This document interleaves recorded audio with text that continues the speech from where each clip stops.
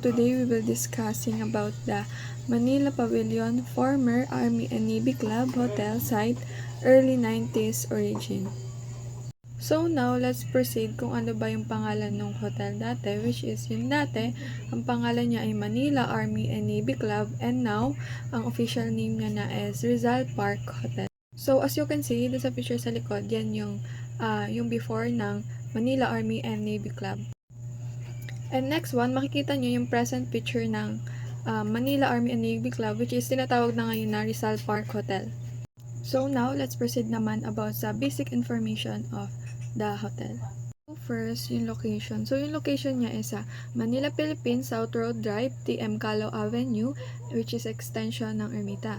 And year established is club founded in 1898, which is yung present building ay pinasyahan na noong April 19, 1911. So, sino ba nga ba ang founder or owner? So, ang owner ng hotel is si Simon Lee Paz, a businessman, was fascinated with the history of Army and Navy Club.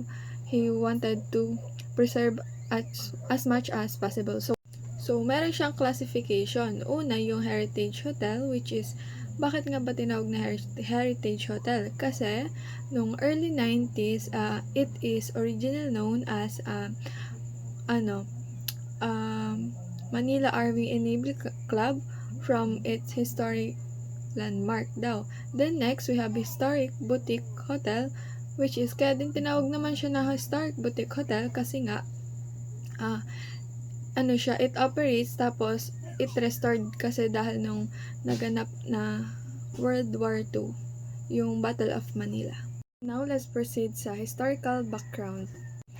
So, why and when was it built? So, the Army and Navy Club of Manila was organized in December 1898, was the first American social club to be established in the Philippines. So, the present building of the Manila Army and Navy Club was inaugurated on April 19, 1911. So, bakit nga pa siya binild?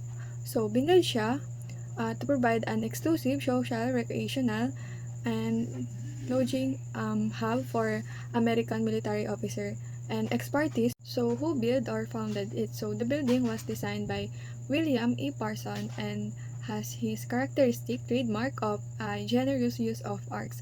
So ano din daw siya, which is yan ay balangkas daw ni Daniel Warham para sa lungsod ng Manila. So next, it was built by U.S. Army Corps of Engineers, completing construction on April 12, 1911. So founded by the officer of the U.S. Army and Navy. So, here are the important events in its history. So, noong 1911, pinasyahan siya noong April 19, which is nag-serve siya as a clubhouse of the Army and Navy Club of Manila. So, next naman is noong 1980. Noong 1980, yung property ay naging City of Architects Office, but na-abandon siya kasi nagkaroon ng structural defects yung building. So, next, yung 1945 naman, nagkaroon ng battle doon, which is Battle of Manila, World War II.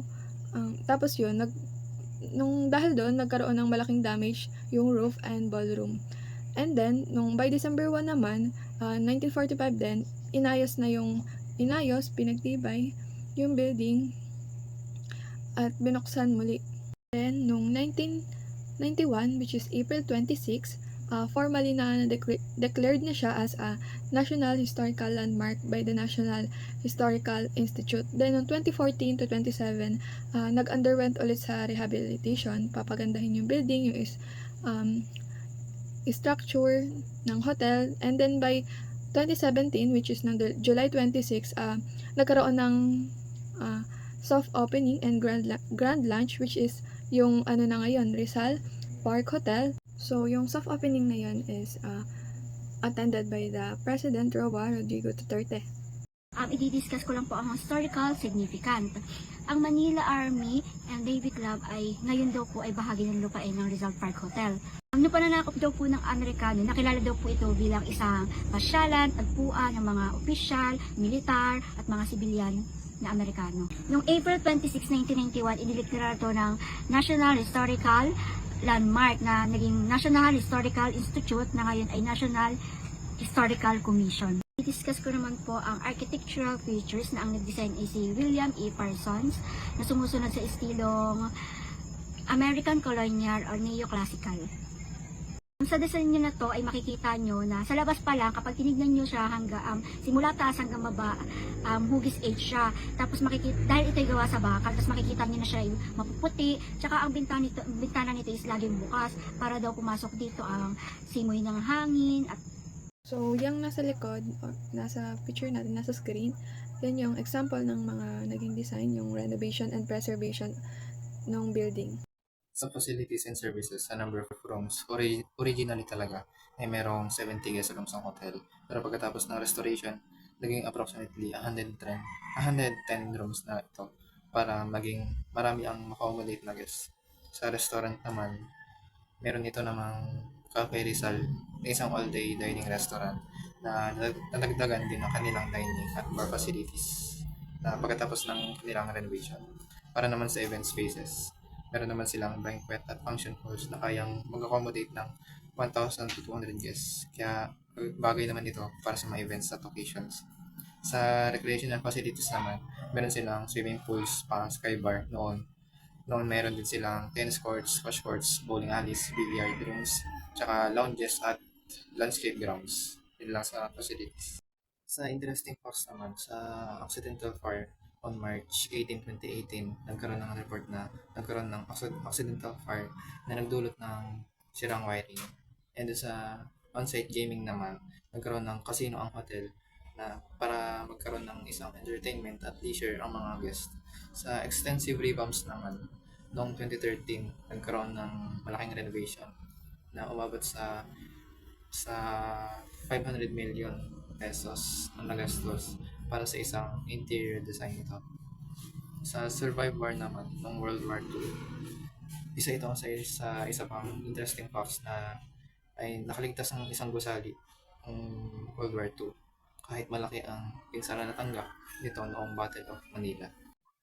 Sa current status naman, and kung ito pa rin ba yung nag-ooperate, does it still operating today? And ang sagot na ay yes, nag-ooperate pa rin sila ngayon. Ang Rizal Park ay nagbukas pa rin para sa mga guests. Ito, ang Rizal ang Rizal Park ay nagbukas noong July 26, 2017 matapos ang redevelopment ng dating Manila Army and Navy Club building. And buons it today. Ang nagmamayari nito ngayon ay ang mga Gatchalian family. And para naman sa awarding and recognition, ilan sa mga staff ang nakatanggap ng Certified Guest Service Professional Certification. At ang Waterfront Philippines Incorporated ay kinilala rin bilang finalist ng National Privacy Commission. So last, proceed na tayo sa reflection. So ayan, sa reflection, sinasabi na the former and Navy Club should be preserved because it is part of treasure of the Philippines history and cultural heritage. So the building represents Manila's transformation during the American colonial period that survived major events, which is yung World War II and Battle of Manila.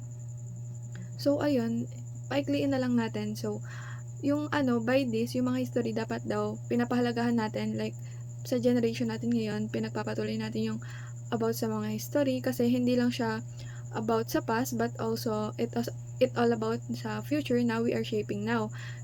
Kasi super talaga nun, historical. Akalain nyo na nasira siya dahil dun sa Battle of Manila, yung World War II, pero by that, dahil nga nung World War II, nagkaroon siya ng restoration into, naging na ngayon, yung Rizal Park Hotel ngayon. Kaya, yung historical na mga lugar na ngayon ay pinapaganda ay dapat nating pahalagahan as this generation, patuloy nating support, ipagmalaki dahil siya ay isang treasure para sa ating bansa. So, next is yung references. So, these are the references po. And that's all po. Thank you.